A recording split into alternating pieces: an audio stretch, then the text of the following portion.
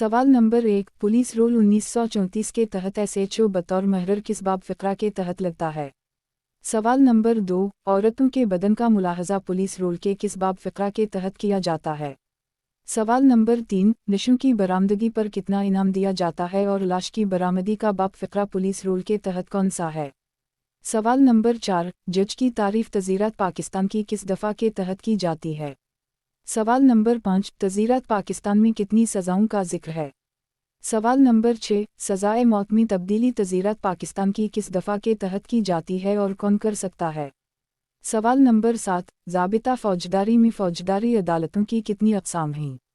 सवाल नंबर 8, ज़ाबिता फ़ौजदारी के तहत अबूरी ज़मानत किस दफ़ा के तहत ली जाती है? सवाल नंबर 9, अदालत दौरान समाअत मुल्ज़िम को ज़ाबिता फ़ौजदारी की किस दफ़ा के तहत बुरी कर सकती है? सवाल नंबर 10, ज़ाबिता फ़ौजदारी के तहत ज़िना की शिकायत की सूरत में इस्तगासा का अख़राज